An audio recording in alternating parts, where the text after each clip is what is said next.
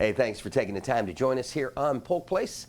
I'm Brian Lacey, and joining me in studio is Marcia Robertson. She is the Director of Regional Mobility Call Center for Citrus Connection. Welcome to the show. Thank you for having me. So, talk to me a little bit about the job. Talk to me a little bit about Director of Regional Mobility Call Center. What exactly does that entail? Well, our day-to-day focus is basically getting transportation to those who would otherwise be stuck in their home. And so the majority of the customers that we serve is customers that don't have means of transportation, either because they have a disability, whether it be mobility or cognitive disability, and or it could be someone in areas where there's no fixed route transportation. We do serve those communities through the Transportation Disadvantage Program. But we also focus on day-to-day resources that people may have in the community if we get knowledge of those.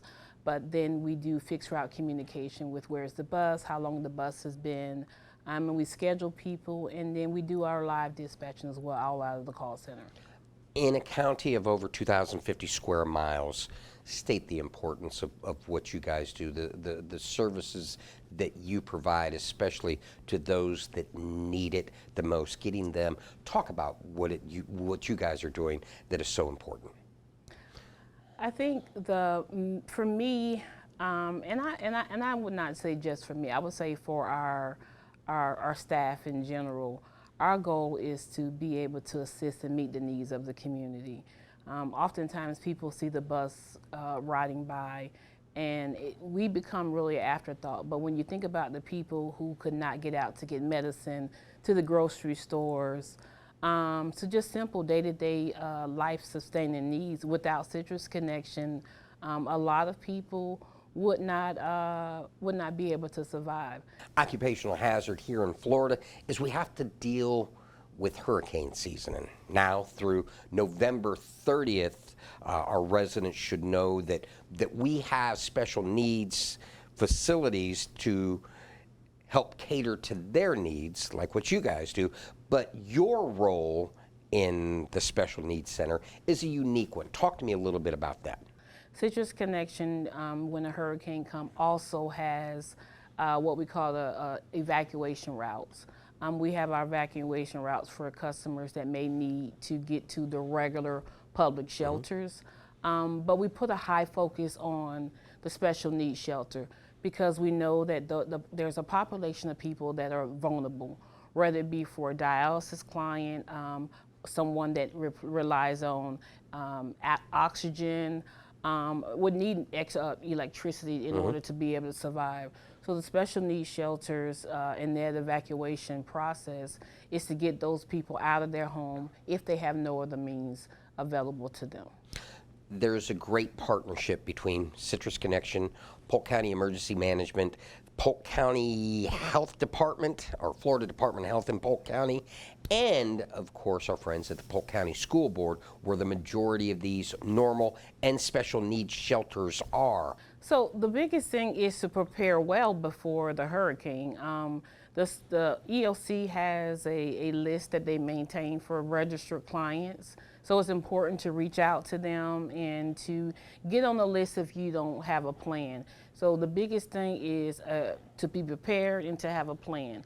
If you evaluate your life and you feel like you at this point, if a hurricane came, you have no resources available to you, you should reach out to EOC and get registered on their special needs shelter list.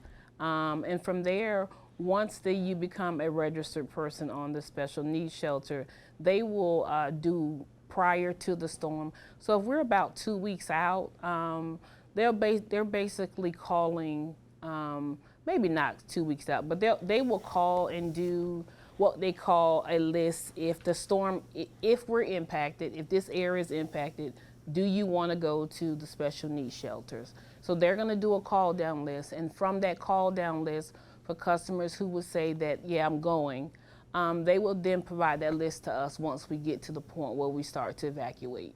When Citrus Connection partners with EOC during as a storm is approaching, we have what I call a three-phase approach.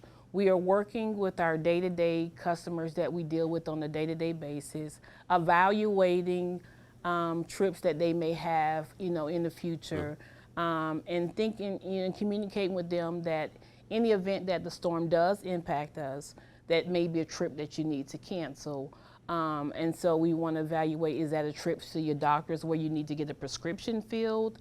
Is that a trip to your pharmacy where you need to get your prescriptions, you need to pick up prescriptions, those type things. And then we have a dialysis community that we have to make sure that we alter schedules, meaning if we're going Monday, Wednesday, and Friday, but the storm is scheduled to approach Friday, we have to get that Friday group of people in on a different shift, on a different schedule. So we work to try with one team working to try to get those customers' schedules changed and so forth. And then Pam is a paratransit operations supervisor. We work with EOC and communicate with EOC and our team and our operations, maintenance, and safety, and just talk about where we are and what the needs are from EOC based on a census or number count. From there, once we get once we go live, what I call get to go live and start to transport the special needs shelters, we break our services up to two services. We minimize the service on the street for fixed route. We minimize the service to fixed route. We start the process where we start to do the evacuation routes. If customers who may live in mobile homes and things like that, we get them to the regular shelters, and then we basically work to get dialysis in the special needs shelters, all with the three-phase. The hardest part is the hurry and wait, right? We put a lot of place and a lot of preparation and plan, and now we're waiting for the storm. Too often people get impatient, and sometimes they make the decision that based on this news, I might wait it out. But then all of a sudden they listen to another news and decide that they may very well go. Yeah. So we want to encourage any customer in Polk County who's registered for the shelters, if you get the call and they say to you, we're going to do the evacuation, make the determination that you're going to go if you have no other means. Even if it may seem like, the storm is not coming, because we don't know from day to day or from hour to hour how it's going to shift. Is it going to stay in the area too long?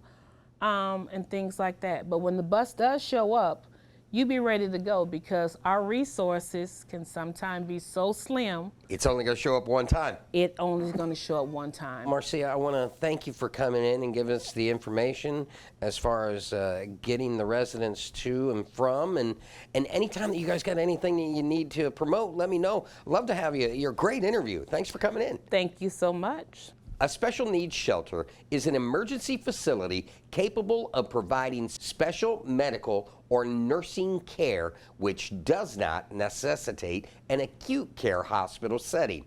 Eligible persons desiring special needs sheltering should pre-register with Polk County Emergency Management. Now, to register, make sure you call 863-298-7027 or look them up on the web at polk-county.net